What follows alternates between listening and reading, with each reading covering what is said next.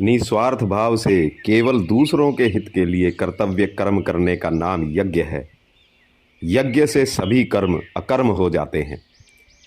गीता जी के 24वें से 30वें श्लोक तक कुल 12 प्रकार के यज्ञ बताए गए हैं, जो इस प्रकार हैं। 1. ब्रह्म यज्ञ। प्रत्येक कर्म में कर्ता, करण, क्रिया, पदार्थ आदि सबको ब्रह्म रूप से अनुभव करना ही ब्रह्म यज्ञ है। 2. भगवदर्पण रूप यज्ञ। संपूर्ण क्रियाओं और पदार्थों को केवल भगवान का और भगवान के लिए ही मानना भगवदर्पण रूप यज्ञ है। 3. अभिन्नता रूप यज्ञ। असत से सर्वथा विमुख होकर परमात्मा में लीन हो जाना, अर्थात परमात्मा से भिन्न अपनी स्वतंत्र सत्ता न रखना ही अभिन्नता रूप यज्ञ है। 4. यज्ञ संयम रूप यज्ञ है। एकांत काल में अपनी इंद्रियों को विषयों से दूर हटा लेना, अपनी इंद्रियों को वश में कर लेना ही संयम रूप यज्ञ है। 5. विषय हवन रूप यज्ञ। व्यवहार काल में इंद्रियों का विषयों से संयोग होने पर भी उनमें राग द्वेष पैदा न होने देना ही विषय हवन रूप यज्ञ है। 6. यज्ञ समाधि रूप यज्ञ। मन बुद्धि सहित संपूर्ण इंद्रियों और प्राणों की क्रियाओं को रोककर ज्ञान से प्रकाशित समाधि में स्थित हो जाना ही समाधि रूप यज्ञ है। 7.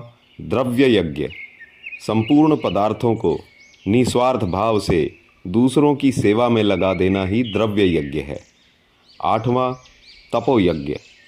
अपने कर्तव्य के पालन में आने वाली कठिनाइयों को प्रसन्नतापूर्वक सह लेना ही तपो यज्ञ है। 9. यज्ञ योग यज्ञ। कार्य की सिद्धि असिद्धि में तथा फल की प्राप्ति अप्राप्ति में एक समान रहना योग यज्ञ कहलाता है। 10. स्वाध्याय रूप ज्ञान यज्ञ। दूसरों के हित के लिए सत शास्त्रों का पठन पाठन, नाम जप आदि करना स्वाध्याय रूप ज्ञान यज्ञ कहलाता है। 11वां यज्ञ प्राणायाम रूप यज्ञ है।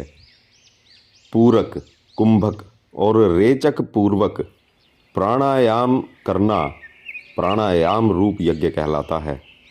12वां यज्ञ स्तंभ वृत्ति प्राणायाम रूप यज्ञ है।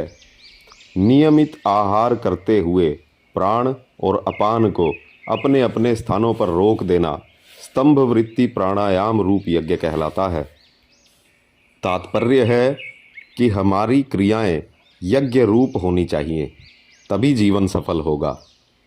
हमें अपने लिए कुछ नहीं करना है। क्रिया और पदार्थ के साथ हमारा कोई संबंध नहीं है।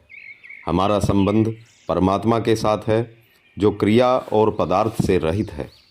जय श्री कृष्ण।